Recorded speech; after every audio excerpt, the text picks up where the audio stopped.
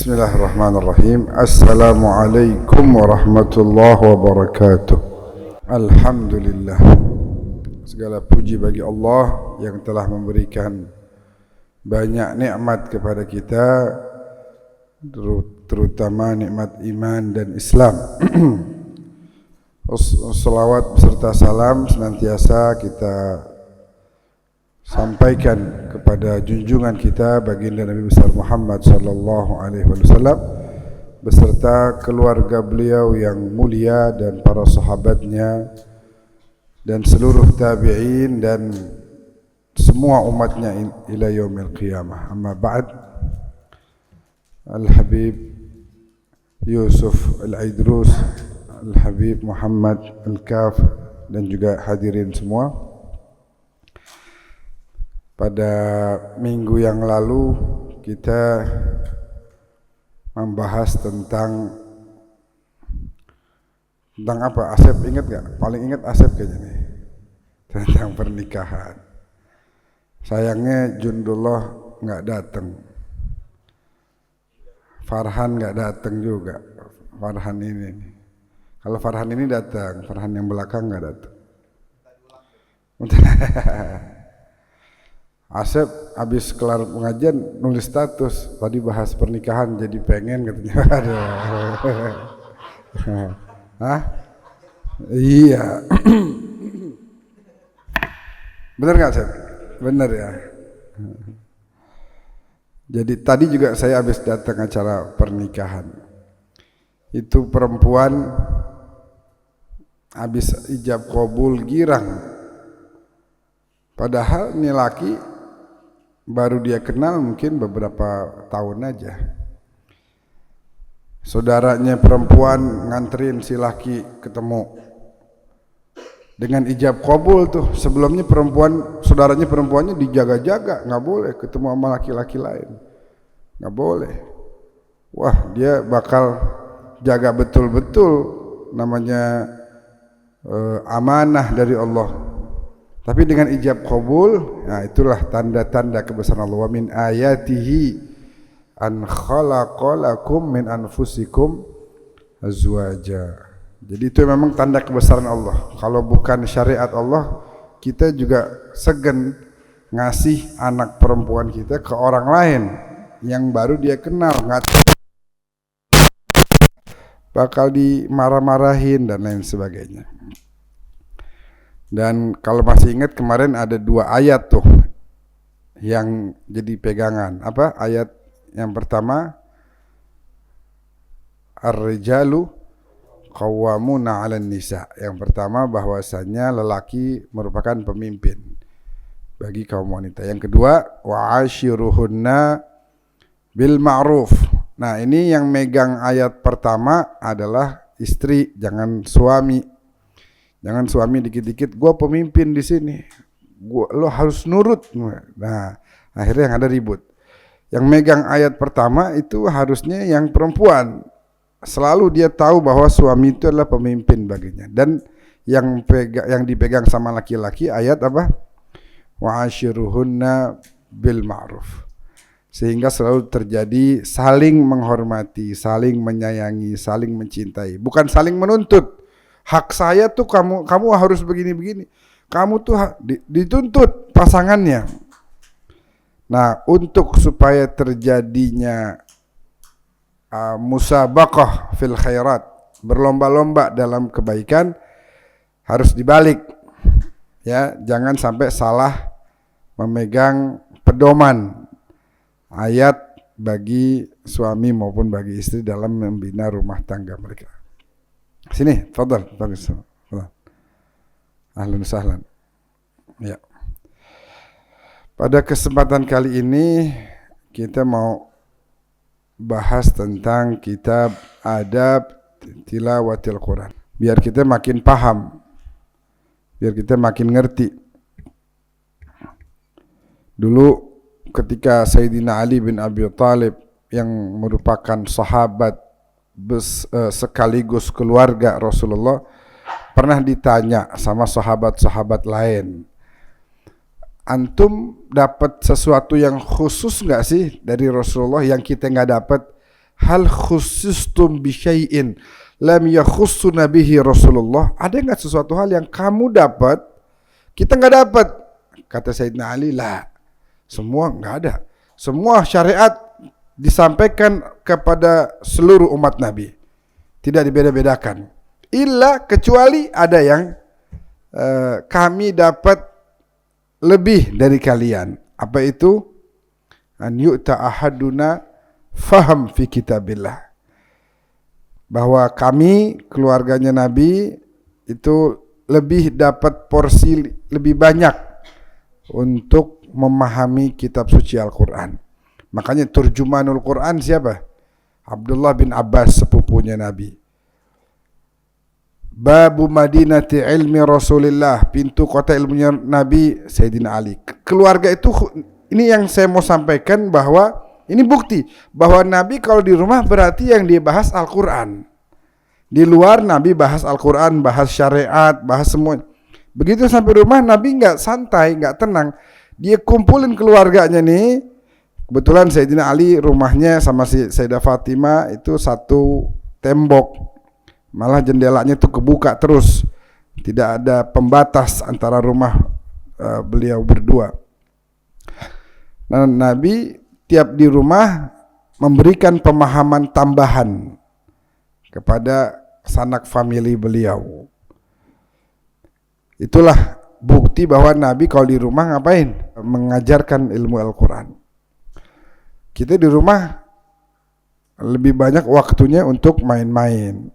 Ya, kita main HP, itu HP bisa dilihat tuh sehari berapa jam dibuka.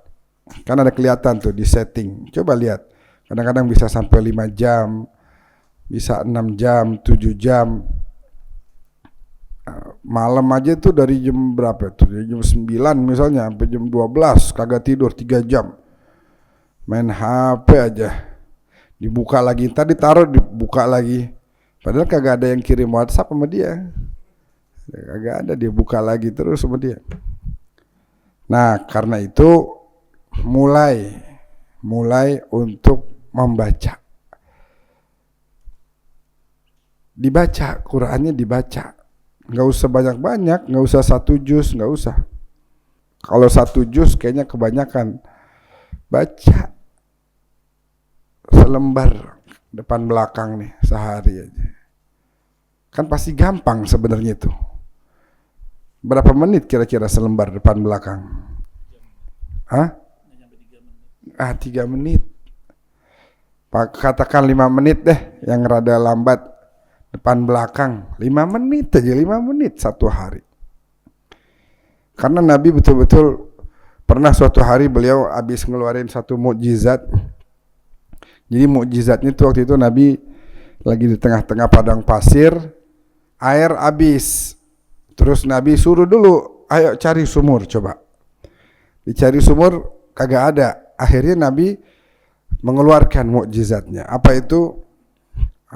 Al-ma'u fadha zulalan min asabi'ihi. Air ngalir begitu deras dari jari-jari beliau. Jadi akhirnya Nabi panggil, ya udah sini. Nih, minum. Keluar air dari jari-jari beliau. Nah, setelah kejadian itu ada satu sahabat juga namanya Jabir, itu minum sampai habis, sampai udah enggak muat lagi. Jabir, udah cukup. Terus. Tar dulu, ngantri. Jabir, sampai udah keluar nih air. Udah enggak bisa masuk lagi. Karena jarang-jarang nih kan minum dari tangannya Nabi. Setelah kejadian itu terus Nabi tanya sama para sahabatnya, ayu khalqin a'jabu ilaikum imanan. Menurut kalian makhluk Allah yang paling mengagumkan keimanannya itu siapa? Qalu al-malaikah. Para sahabat jawab, malaikat. Karena la ya'sunallah ma amarahum, enggak pernah maksiat, enggak pernah melanggar perintah Allah, selalu taat, patuh terus. Dia paling mengagumkan. Maka kata Nabi, wa malahum la yu'minun wa hum inda rabbihim. Malaikat menurut Nabi wajar beriman karena mereka itu tinggal di sisi Allah. Wajar beriman dan tidak ada hawa nafsu pada diri mereka. Jadi wajar beriman. Qalu al-anbiya, kalau gitu para nabi. Sahabat jawab begitu. Nabi Muhammad jawab lagi, wa ma lahum la yu'minun wal wahyu yanzilu alaihim. Nabi mah wajar beriman, dapat wahyu. Dapat wahyu dari Allah. Jadi pasti beriman, pasti udah. Malaikat naik turun nyampein wahyu. Kalau gitu kata sahabat, nahnu, kami para sahabatmu. Nah, Nabi bilang apa? Wa malakum la tu'minun wa Rasulullah baina adhhurikum. Kalian mah wajar beriman, ngelihat saya tiap hari. Barusan ngelihat mukjizat saya. Ada saya di tengah-tengah kalian. Kalian dengar ucapan saya. Kalian mah wajar beriman, ketemu saya wajar. Kalau gitu siapa ya Rasulullah yang paling mengagumkan keimanannya? Apa Nabi jawab? Hum qaumun ya'tuna min ba'di yajiduna suhufan baina aydihim yu'minuna biha walam yarawni hum a'jabul khalqi ilayya imanan. Yang paling mengagumkan menurut saya, kata Nabi, menurut Nabi Muhammad ini, siapa yang paling mengagumkan? Orang-orang yang nanti lahir sepeninggal saya, tiba-tiba di depan mereka lihat ada lembaran-lembaran suhufan, ada lembaran-lembaran ayat-ayat suci Al-Quran. Mereka mau mengimaninya, mereka mau membaca, mempelajari dan mengamalkannya, padahal mereka nggak pernah ketemu saya. Mereka nggak ngelihat mukjizat saya, sehingga mereka jadi percaya. Kalian kan awalnya mungkin ragu, terus kalian lihat, ini Nabi hebat nih, ada mukjizatnya. Apa mukjizatnya misalnya? Tadi contohnya tuh tadi air apa lagi? Iqtarabatis sa'atu wan syaqqal qamar.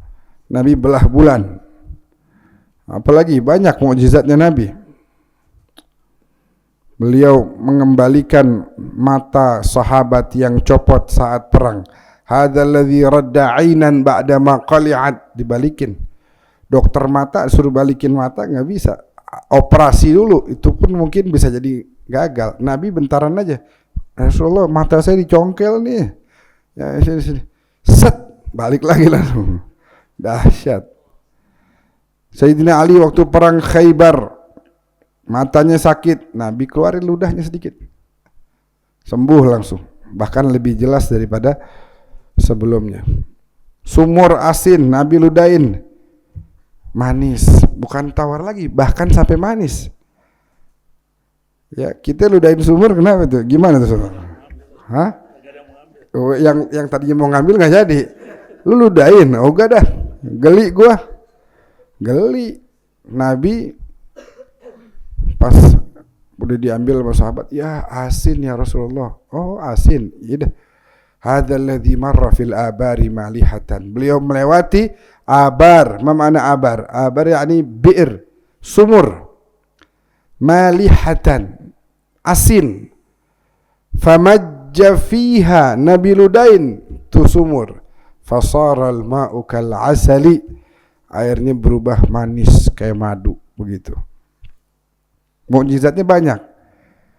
Kalian semua lihat itu. Yang tadinya mungkin kalian ragu, begitu lihat mukjizat kalian mau percaya nih sama Al-Qur'an. Ini orang-orang sepeninggal saya nanti nih, orang-orang yang lahir saya udah nggak ada, nggak pernah ngelihat mukjizat, tapi mau mengimani Al-Quran. Mereka lah yang paling mengagumkan buat saya keimanannya. Jadi kita nih dikagumin dengan syarat apa? Setelah yajiduna suhufan, setelah kita mendapati lembaran-lembaran ayat-ayat suci, kita mau mengimaninya. Gimana cara mengimaninya? Dimulai dengan membacanya, mempelajarinya, mengamalkannya, mengajarkannya. Nah, mereka lah orang yang Nabi anggap sebagai yang imannya dahsyat, mengagumkan. Kita baca ya, bismillahirrahmanirrahim. Kata Al-Imam Al-Ghazali, segala puji bagi Allah yang telah memberikan kepada kita hamba-hambanya nabi yang diutus dan kitab yang diturunkan, yang mana kitab itu tidak ada kebatilan di dalamnya, sampai orang-orang bisa mengambil pelajaran dari kisah-kisahnya, dari kabar-kabar yang ada. Ada orang Eropa masuk Islam gara-gara apa? Dengar apa? Dengar surat Al-Quran.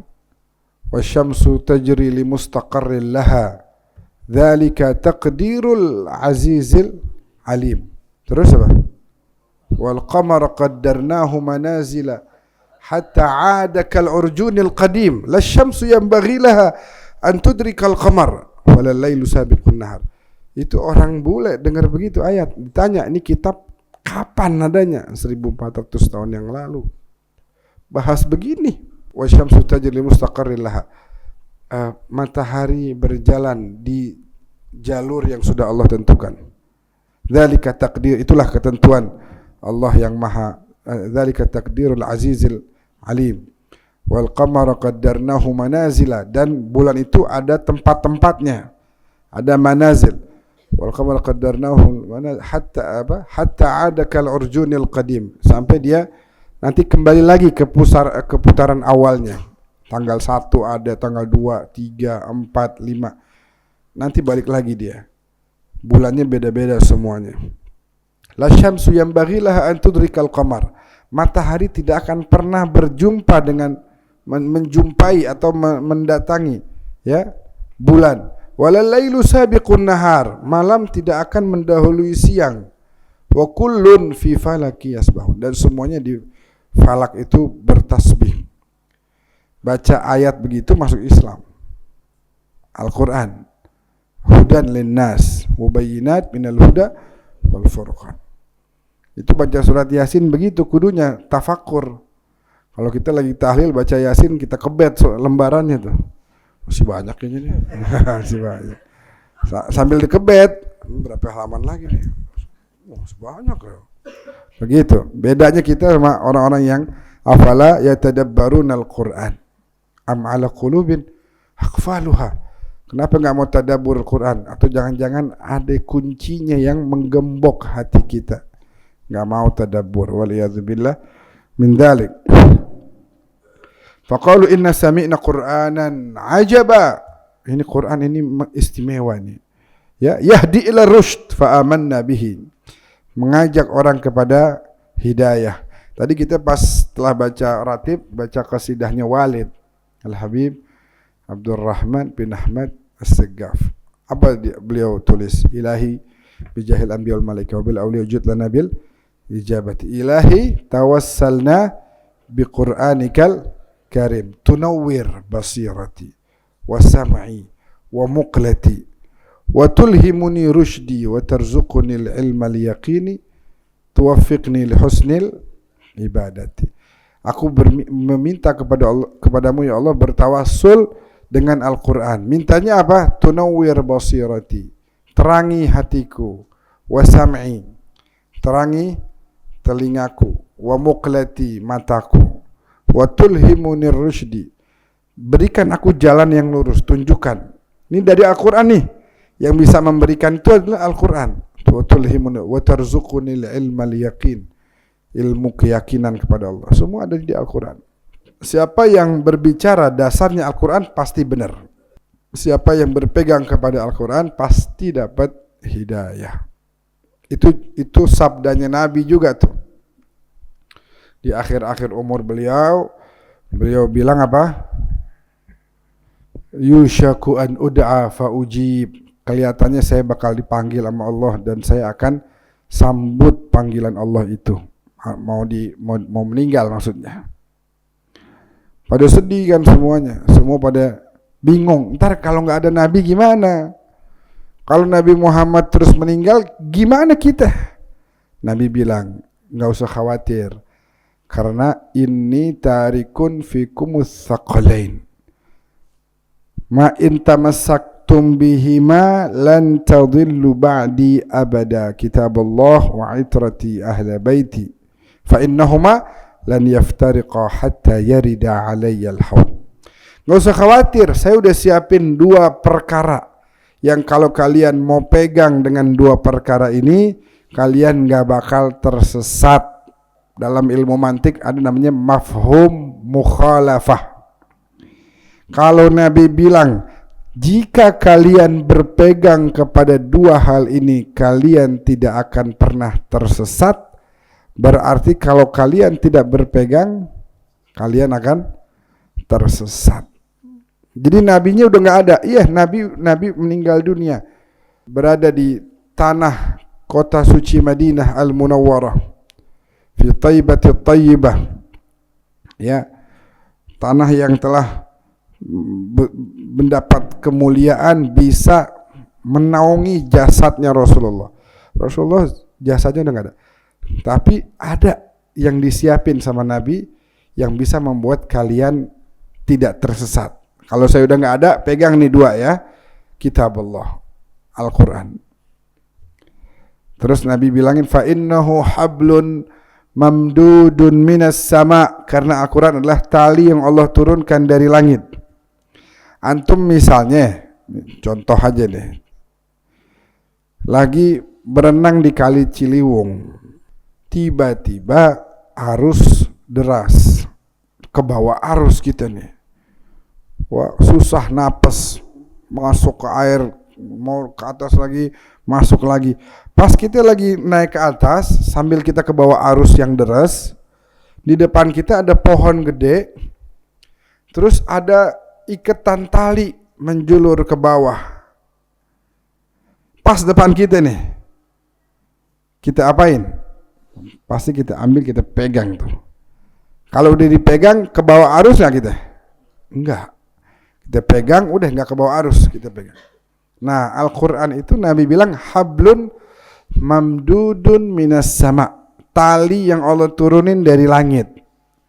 Kalau kita pegang tuh tali, nggak akan ke bawah arus maksiat, nggak akan ke bawah arus godaan syaitan, iblis dan lain sebagainya. Waliyazubillah min dzalik. Itu yang pertama. Yang kedua, wa itrati ahla baiti, dan keluargaku. Tadi tuh orang setelah Nabi nanya Al-Quran ke siapa? Ke keluarga beliau.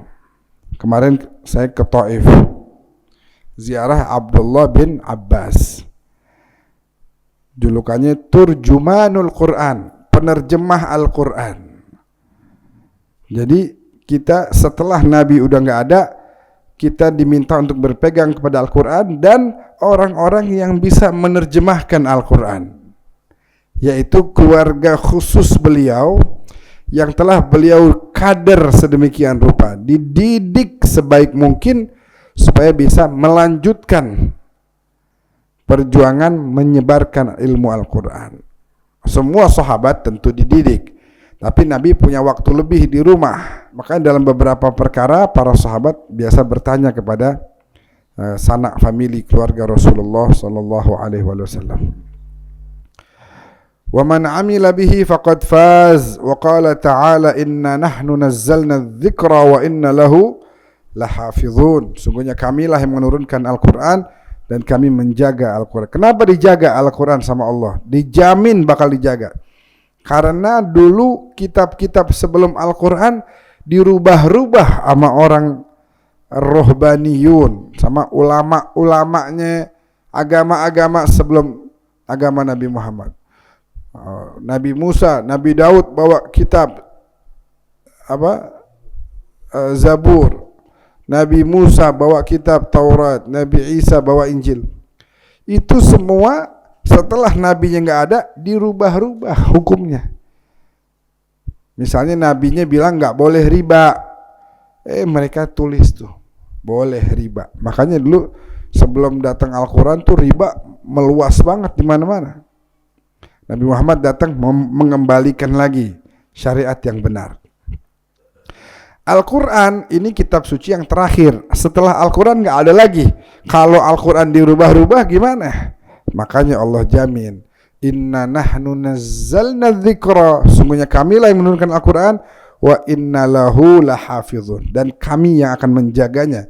Tidak akan pernah ada yang bisa merubahnya. Nggak ada yang bisa merubah. Sampai sekarang 1400 tahun lebih Al-Quran masih begitu aja, nggak berubah sesuai dengan yang Nabi sampaikan kepada kita. Di antara kenapa Al-Quran terjaga, salah satu penyebabnya dulu para sahabat hafal semua, tabi'in hafal Al-Quran.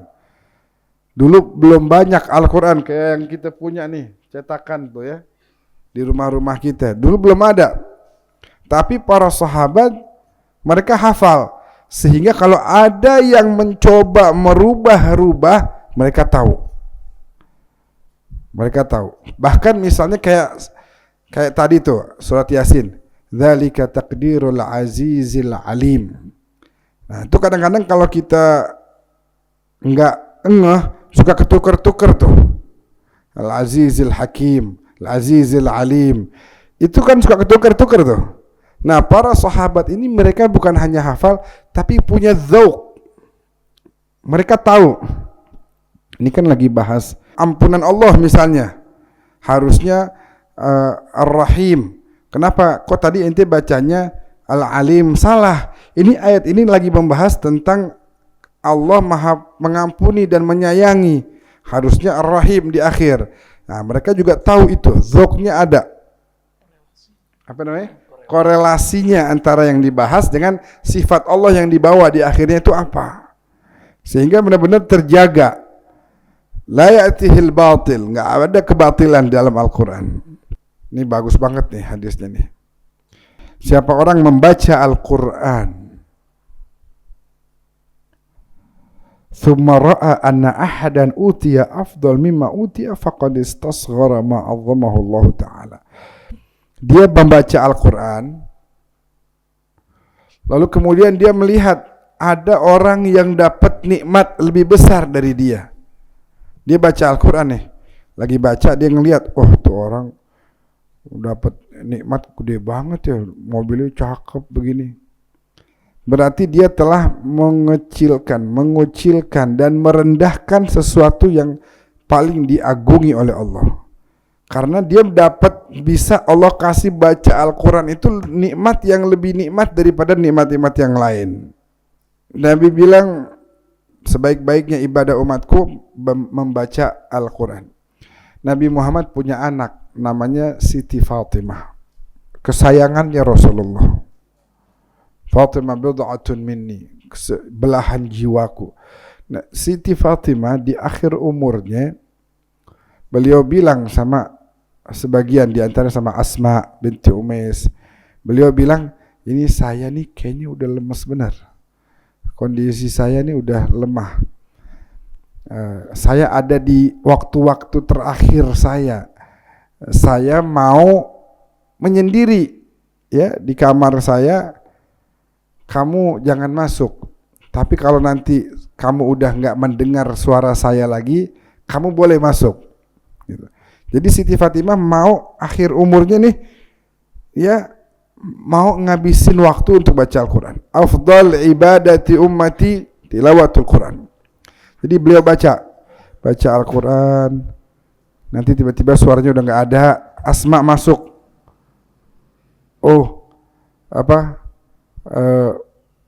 istilahnya kayak pingsan begitu. Ntar bangunin lagi, baca lagi, karena saking lemesnya sampai nggak sadarkan diri. Beberapa kali bangun lagi, baca lagi, sampai akhirnya beliau dipanggil oleh Allah Subhanahu Wa Taala dengan menghabiskan waktu-waktu terakhir untuk apa? Membaca Al-Quran. Nabi bilang, Allah sebelum ciptain ini semua makhluk, Allah baca dulu surat Toha dan Yasin. Yang kita baca nih, Toha sama Yasin tuh. Toha ma anzalna 'alaikal Qur'ana litashqa, Yasin wal Qur'anil. Dua surat itu Allah membacanya sebelum Allah ciptakan alam semesta ini. Kemudian malaikat mendengar Al-Quran. Dan beliau mengatakan, tuba li ummatin yanzilu alaihim hada. Beruntung banget umat yang Allah turunin ini.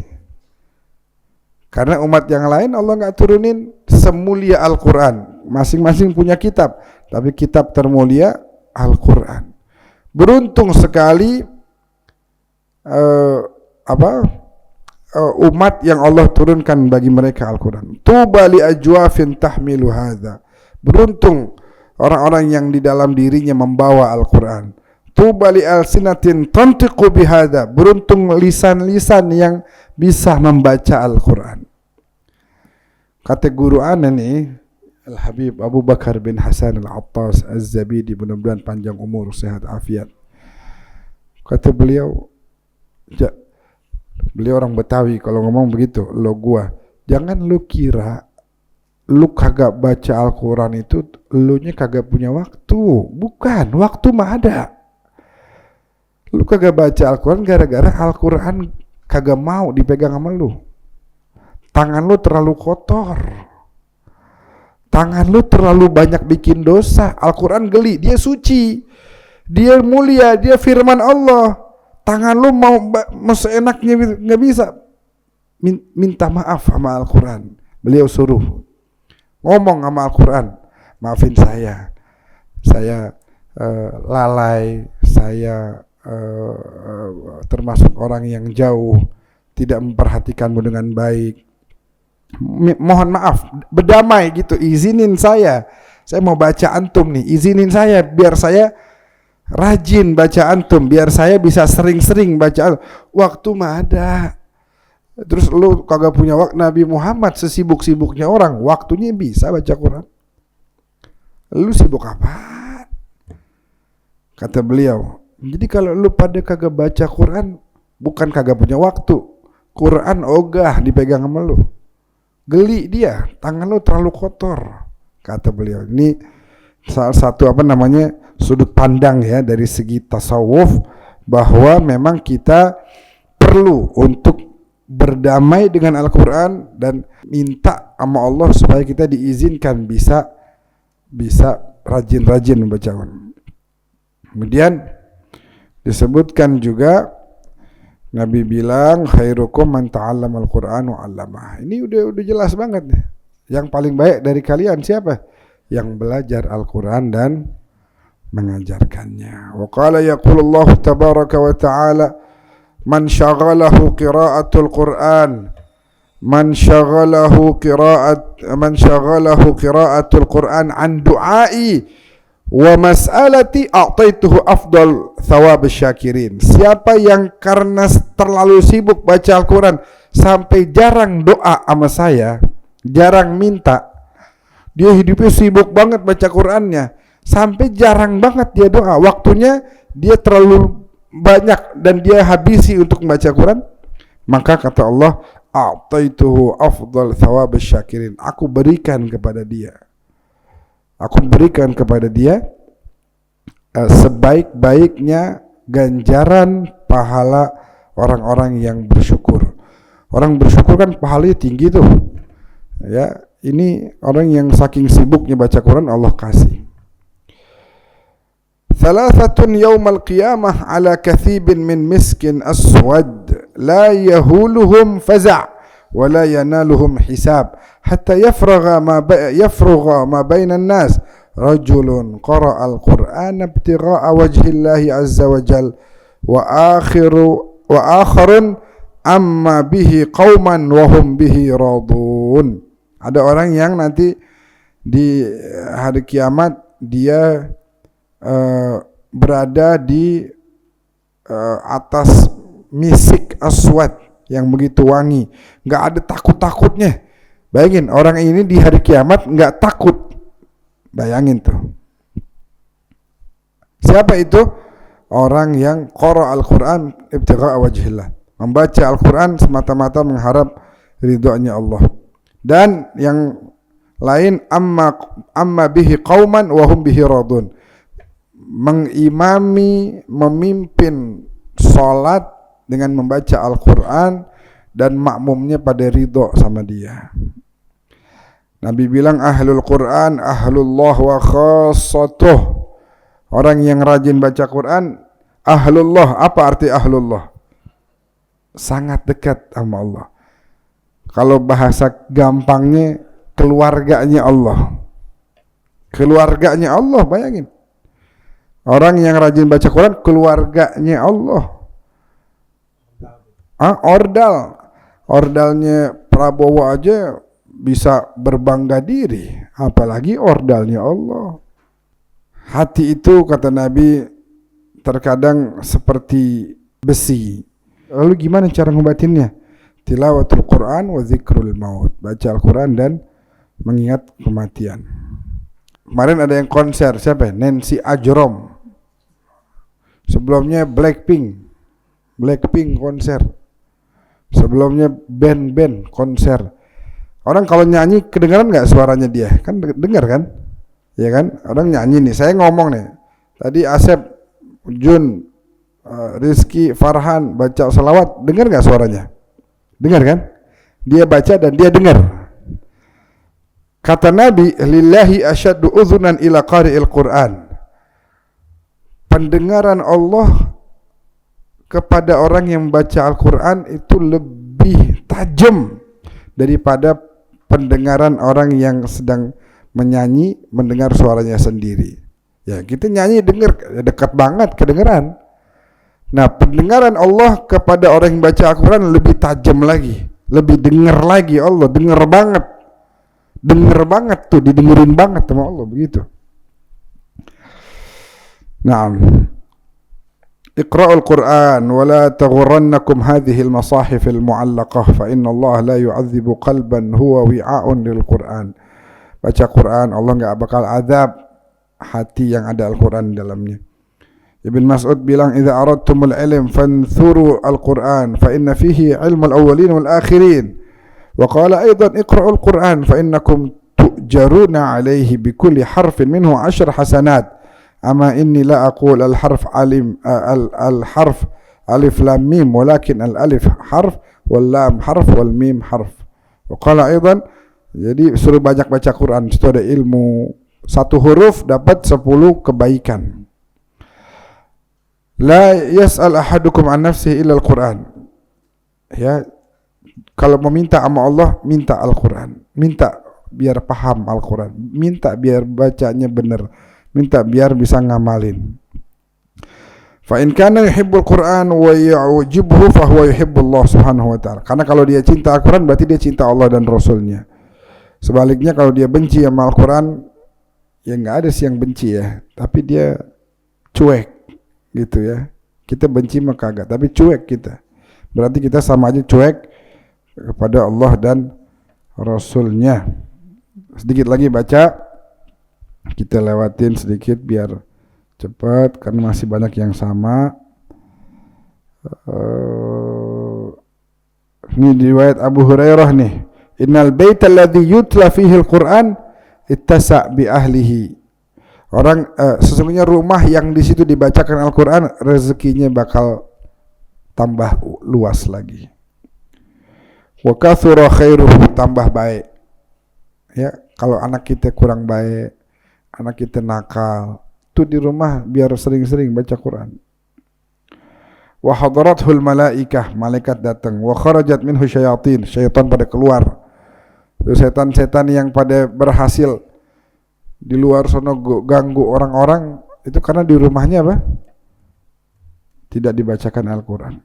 Ahmad bin Hanbal bilang, ra'aitullah azza wa jal fil manam, faqultu ya Rabb, ma afdal ma taqarraba bihil mutaqarribun ilaika? Qala bikalami ya Ahmad. Qala qultu ya Rabb, bifahmin aw bighairi fahmin? Qala bifahmin wa bighairi fahm.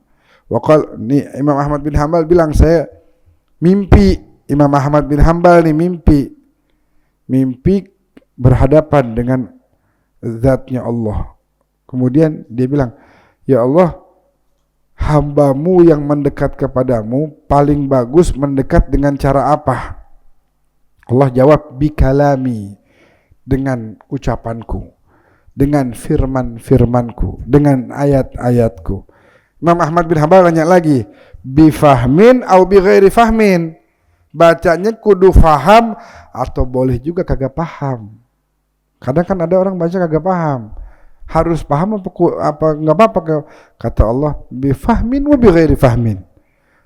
Bacanya ngerti atau nggak ngerti, itu membaca Al-Quran adalah cara terbaik untuk mendekat kepadaku. Karena orang kalau baca Al-Quran katanya sama aja lagi orang baca Quran berarti dia lagi gimana ya? Lagi komunikasi. Allah lagi ngomong sama dia berarti nih, gitu. إذا سمع الناس القرآن من الله عز وجل يوم القيامة فكأنهم لم يسمعوا قط. وقال الفضيل بن عياض ينبغي لحامل القرآن أن لا يكون له إلى أحد حاجة ولا إلى الخلفاء فما من دونهم فينبغي أن يكون حوائج الخلق إليه. وقال أيضا حامل القرآن حامل راية الإسلام فلا ينبغي أن يلهو مع من يلهو ولا يسهو مع من يسهو. نعم. من نشر مصحفا حين يصلي الصبح فقرأ منه 100 آية رفع الله عز وجل مثل عمل جميع أهل الدنيا. الله. نعم.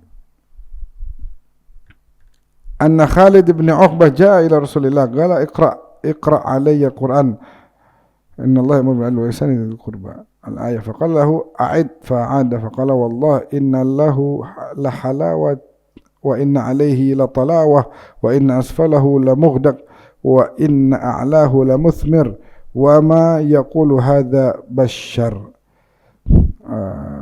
Baca ayat ya, baca ayat Quran, innallaha ya'muru bil adli wal ihsan. Jadi kata siapa tadi? Khalid bin Uqbah bilang, ya Rasulullah bacain deh coba ayat Quran. Terus Nabi baca innallaha ya'muru bil adli wal ihsan wa ita'i dzil qurba. Kemudian kata Khalid baca, tolong baca lagi ya Rasulullah. Dibaca lagi sama Rasulullah. Terus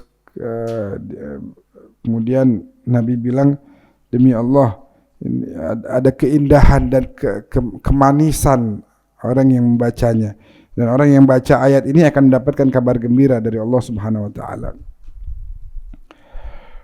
Man qara'a khatiman surat al-Hasyr hina yusbih thumma mata min yawmihi khatama lahu bi tabi'i syuhada. Kata Al-Fudail, orang yang baca akhir surat Al-Hasyr, akhir surat Al-Hasyr, lalu kemudian kapan bacanya? Pada saat pagi hari. Lalu kalau di hari itu dia meninggal, maka Allah tulis dia sebagai seorang yang meninggal dalam keadaan syahid. Wa man qara'aha hina yumsi thumma mata min lailatihi khatama lahu bi tabi'i syuhada. Orang yang bacanya malam hari mau tidur, terus pas malam katanya dia meninggal, syahid. Ya. Wa qala Al-Qasim bin Abdurrahman qultu li ba'd an-nusak ma ha huna ahad nasta'nis bihi famadda yadahu ila al-mushaf wa wada'ahu ala hijrihi wa qala hadha. Wa qala Ali bin Abi Talib thalath yazidna fi al-hifdh wa yudhibna al-balgham as-siwak was-siyam wa qira'atul Quran. Jadi siapa namanya tadi? Al-Qasim ibn Abdurrahman. Beliau bilang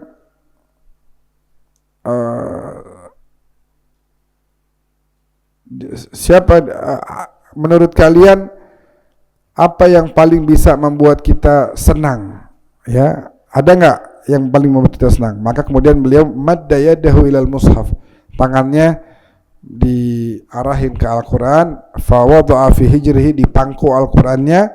Beliau bilang inilah yang paling membuat kita senang. Kemudian Sayyidina Ali bilang ada 3 hal yang bisa menambah hafalan kita, wa yudhibnal balgham, dan menghilangkan balgham. Tahu nggak balgham itu apa? Balgham itu ini dahak, reak yang bisa membuat reak itu hilang. Ya, apa saja? Siwak, puasa, dan baca Al-Quran. Jadi bikin sehat juga. Al-Quran selain pahala juga membuat kita sehat. Baca Al-Quran tuh bikin sehat. Masya Allah, orang yang baca Quran matanya masih masih bisa ngelihat, telinganya masih bagus, ya, ingatannya masih bagus, masya Allah. Dengan umur yang harusnya sudah berkurang banyak, tapi masya Allah dengan berkahnya Al-Quran bisa sehat walafiat. Wallahu a'lam bishawab. Jadi gitu ya. Ntar di Al-Quran juga bakal di kuburan juga bakal ditanya kita, apa kitab sucimu. Ada orang-orang yang waktu ditanya, pas dia jawab Al-Quran, Al-Quran bakal bilang, bohong tuh malaikat, tuh orang bohong. Tadi kamu tanya kitab sucinya apa, dia jawab Quran, bohong tuh dia. Baca kagak, pelajarin kagak, ya, ngamalin kagak, paham juga kagak. Mau gimana mau bilang saya kitab sucinya, bagaimana mau bilang saya yang memberikan hidayah kepadanya. Maka dari itu yuk sama-sama yang hadir nih semuanya kita baca Quran sehari berapa tadi, 3 menit. Jangan bilang kagak ada waktu, ada waktu banyak. Jangan sampai ntar kita makin jauh, ntar Al-Quran makin geli sama kita.